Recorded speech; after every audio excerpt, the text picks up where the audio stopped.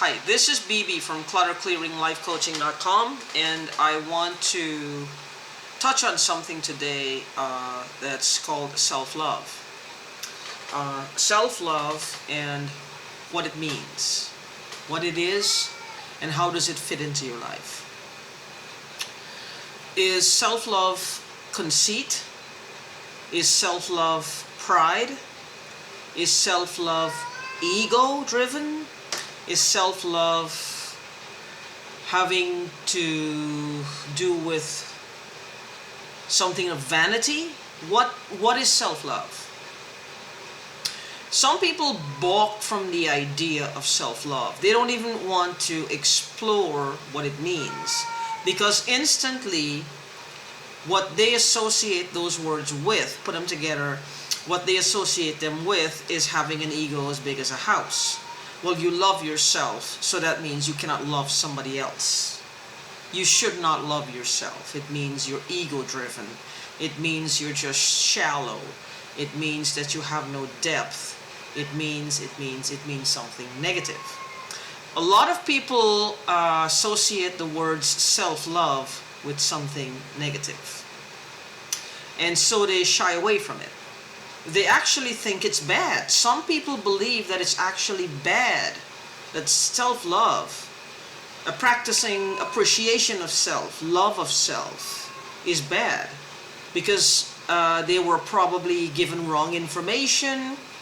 They probably came to conclusions that were kind of inaccurate based on maybe their own shallowness.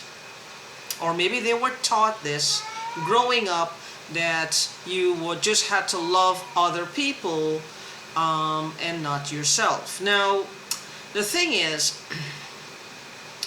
it's like a cup that you keep pouring. You're pouring out love and appreciation to most people that you come into contact with. You are giving.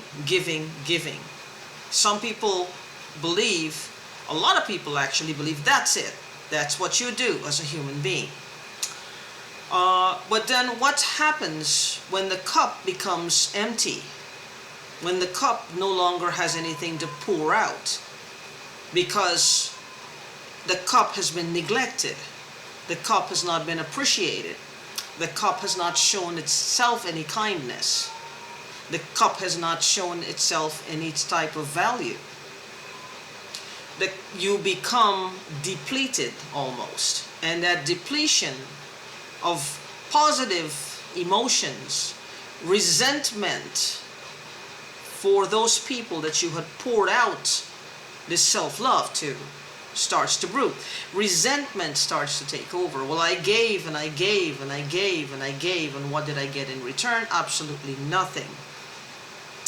So again, maybe it's time for you and I to look at self-love a little differently, a little more, where you are appreciating you.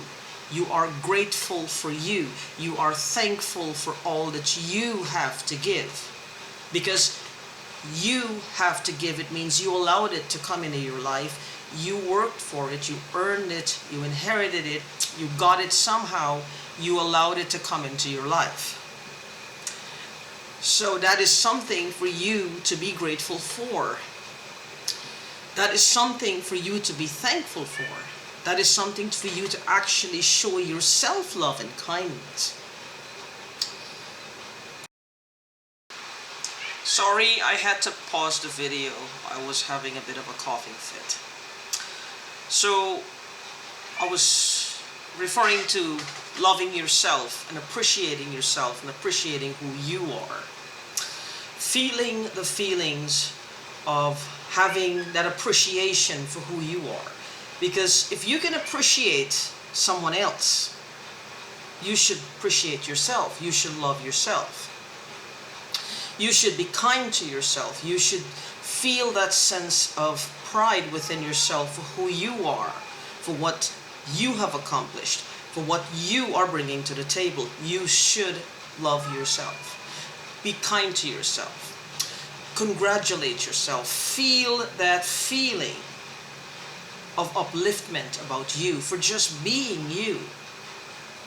Loving you is the most natural form of love there is. Because the truth is, if you don't love you, it's highly unlikely whether you can love another person or love them in a way that's actually healthy. Because there are many times when people say, I have enough love for both of us, and that is not true.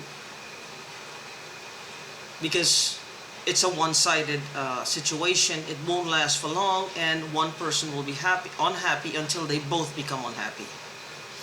So, if you have enough self-love, you learn to know when you're not wanted, when you're being insulted, when you're not being respected, when you should just check yourself out.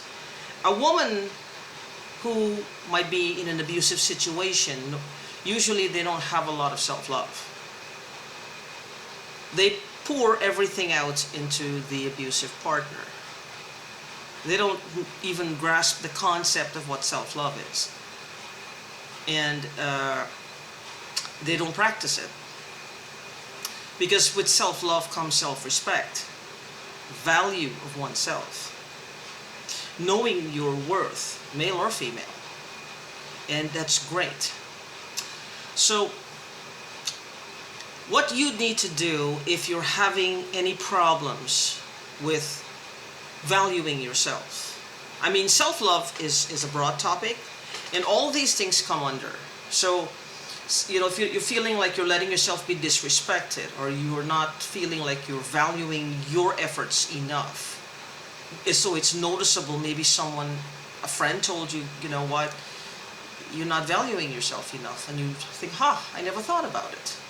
But it started to bother you. What you need to do is the basic thing: get a piece of paper and write down whatever you think the problem is. And just underneath, write down 3 reasons why you think, well, it is what it is.